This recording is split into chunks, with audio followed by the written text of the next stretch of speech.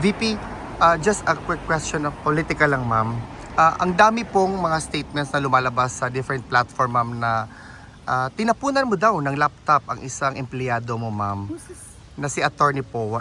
Do you want to react to that particular statement or narrative? Actually, sa totoo lang, masyado na siyang basura ba na gossip na hindi na siya dapat pinapansin. Pero dahil tinanong mo, sagutin ko na lang, never in the history sa aking trabaho ako nagtapon ng laptop sa isang colleague or sa isang empleyado or sa isang abogado. Dahil unang-una, wala naman atang, pag nagtapon ka ng laptop or nagtapon ka ng cellphone, wala siyang benefit sa iyo, and syempre wala siyang benefit sa tatamaan ng laptop or cellphone.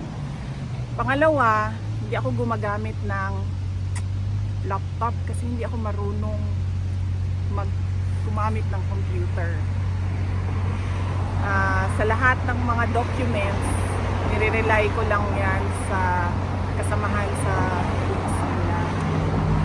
Sa minsan na gumagamit ako ng laptop, gamit ko yon pag may Zoom meeting kasi para maganda yung image, para maganda yung image sa Zoom meeting, laptop ang ginagamit ko, hindi cellphone.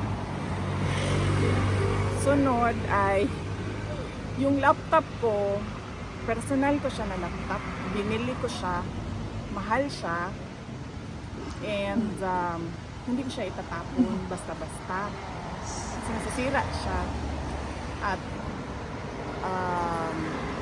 magastos bumili ng bagong laptop. Kasi tinatanong nyo bakit private yung laptop ko, hindi ma-afford ng gobyerno yung gusto ko na laptop. So nagpabili ako ng laptop, sabi ng mga tao sa gobyerno hindi daw nila ma-afford yung laptop ko. So bumili ako sarili ko laptop.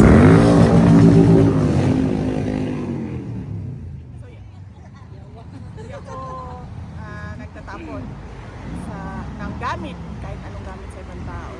And pangalawa, hindi ko tatapon yung laptop ko dahil personal ko yun. Pag nasira yun, ako din yung gagastos at bibili ng bago. Pero sabi ko nga, basura siya na chismis. Na tulad ng in relation to sa pinag-usapan natin kahapon, mga ginagawa ng mga kalaban na misinformation or disinformation para guluhin ang kwento at paboran yung naratiba na gusto nilang ipalabas. Parang ano ba ang gusto nilang ipalabas na naratiba? Baliw ako? Ano pa ba? Ako? Pro-China ako? Ba? Competent, malabas din yan sa kanila. Dati nagsasabi sila brat ako, pero ewan ko, tumitigil na sila ngayon. Unstable, ma'am. Oh yeah, baliw nga, unstable. So yun yung sinasabi ko. Basura na siya, pero syempre dahil nako-consume siya sa social media para paboran yung narrative na gusto ng kalaban. Ayun pala, corrupt, magnanakaw.